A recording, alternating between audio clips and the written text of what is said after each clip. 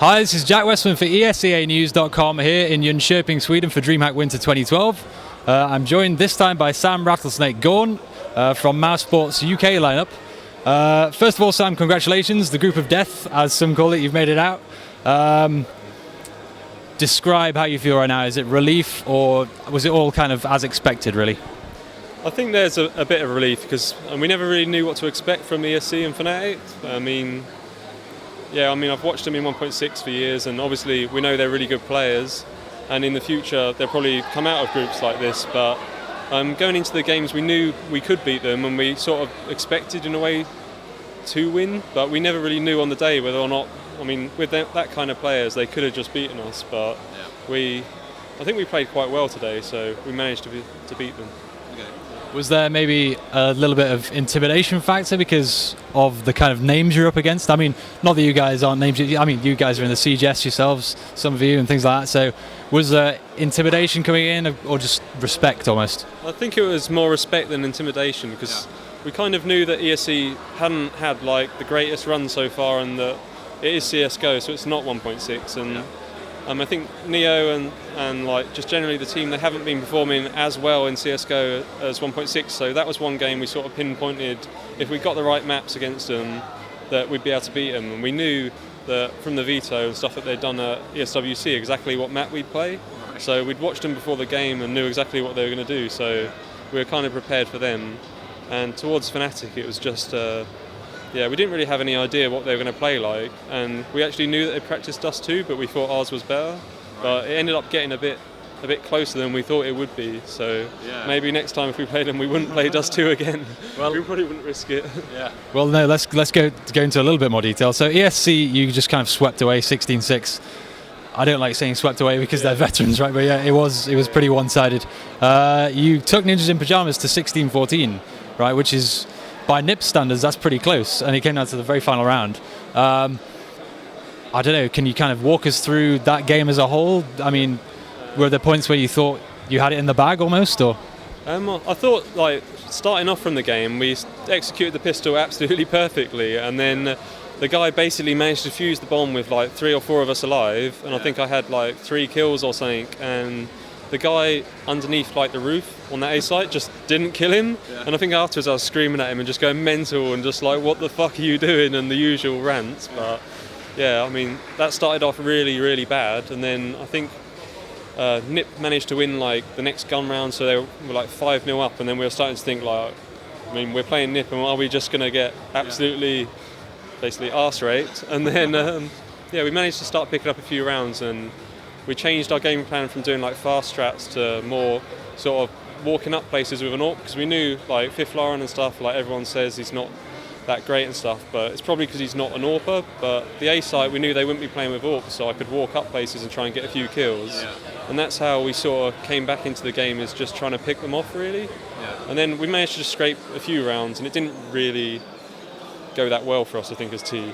We got a few rounds, but it wasn't great. But we knew that our CT side online, when we've been practicing, we've sort of 13-2'd every team we played as CT, so we knew that was strong. And then it was like 15-11, I think, at some point in the game, and from there onwards we just kept on winning round and round and round, and we sort of heard NIP get quieter and quieter as we were playing, so it was nice to hear them just sort of shouting at the start, and then towards the end being a bit like, oh shit, we might actually fuck this up completely. And it was just loads of crazy rounds really. I think with a bit of luck either way, we could have won that game, and maybe should have had we won that first pistol round. So that was just a really small difference really. And I think Heaton was doing most of the shouting. He's like the loudest guy in the room, right?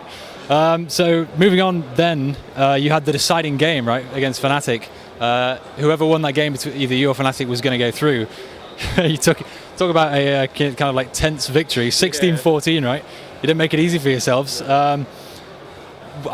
Towards the end, you had the final round. Did you think at any point you were going to tie, lose? Just talk us through the kind of, it must have been tense at the end, right? I didn't expect us to lose going in the game, but I was saying to everyone, like, we need to concentrate now, because the NIP game, basically, even though it was close and we could have won, it made no difference now, because it's just a loss. We could have lost 16-0 or 16-14, it made no difference. And then to then do that and then lose to Fnatic would have been like a catastrophe really, because it's happened to loads of teams before where you play really well and then you just sort of get sloppy because you think, I'm definitely going to win this. But so when it started getting, I think a CT we were eight rounds down or something with we only had 2 rounds and it wasn't really going that well.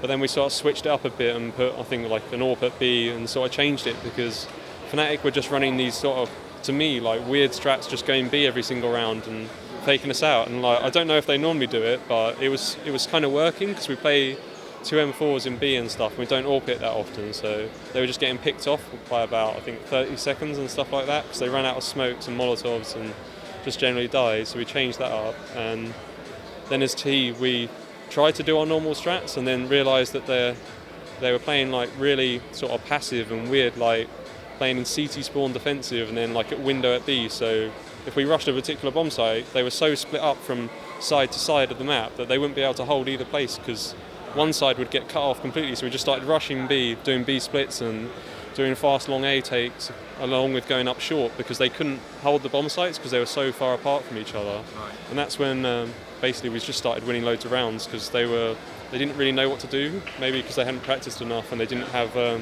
strats to do anything about it. So. Yeah. Well, they are recent converts, aren't they? Only about 7 days into Global Offensive. Anyway, you did beat them 16-14 to finish second in your group.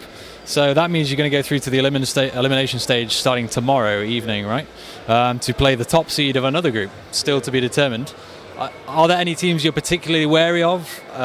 Who do you think your biggest threats are going forwards into the elimination stage? I've just been watching Group B, and I wouldn't mind playing anyone in that group. I didn't think they were particularly strong, but I probably want to avoid very games just because of reputation. But we don't mind playing them because I don't think they're as good in CSGO as they were in CSS. They're a lot less convincing and sort of their overall play. I think certain players, I'm not going to say certain names, but they're not really performing well enough really at the moment. So we don't mind playing them, but definitely because of existence and his strats, don't really want to play them.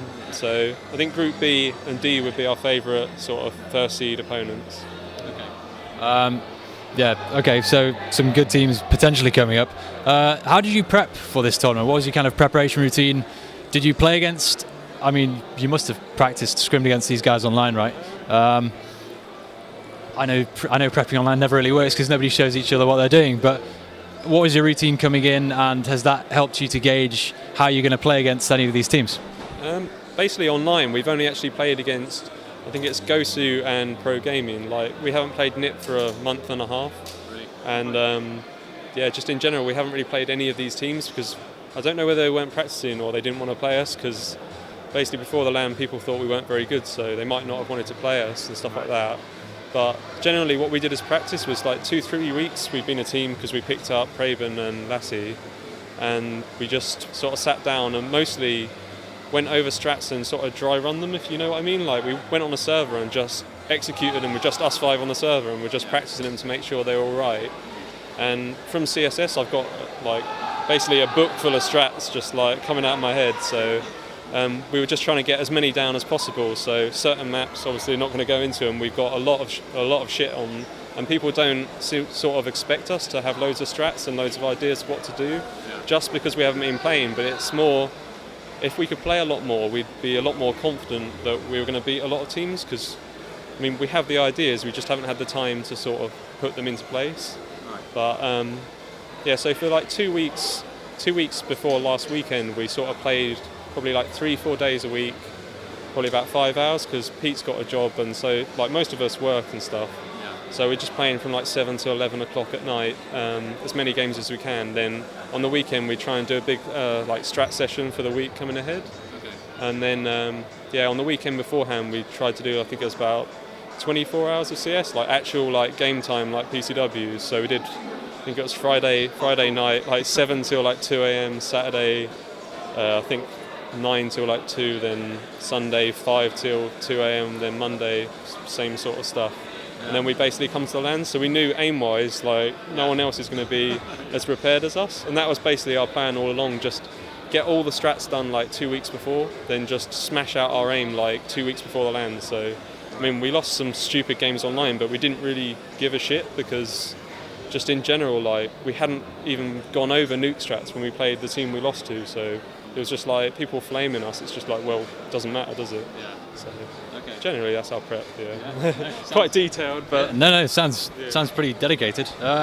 Right, I'm conscious that I'll let you get back to the watching your Group B games, but just as a final kind of question, you guys have a lot of experience in your team. I was saying on the walk over that I saw you playing Gold Brick on 1.6 in like 2006. You played in the CGS, and now here you are on Global Offensive. So what kind of advantage does having that kind of experience in 3 different types of Counter-Strike give you at a tournament like this? I think it helps because just generally adapting to like the different styles and like how the game has changed, I'm a lot more open to it, and whether I like it or not, I just accept it. It's just like that's what it is. Like Molotovs, can't say I liked it, but it's just that's what they are. And then how do you feel now that they've been nerfed? I think they're a lot better. I can't say I still like them, but like the radius has changed, and like the smokes mean, say you're going to rush somewhere, you just put a smoke down where you're going to run into, and it's not really a problem anymore. So I'm not as against them as I was, but yeah, I still want them gone. So yeah. Listen up, Valve. Yeah. Right, well, Sam, thank you very much. I'll let you get back to watching your matches. Nice to interview someone my own height for once. Anyway, yeah, thank you very much. Best of luck tomorrow evening. I think it's about when is the elimination kick-off? 6 o'clock, and then they're going to basically pull the names out of a hat to see who's playing who from Group B, C, D for us, and basically you can't play the first seed in your group, and that's it. Yeah. So yeah. Right. Well, yeah, thank you very much. Have fun. Good luck tomorrow, and keep watching ESAnews.com for full coverage throughout the weekend.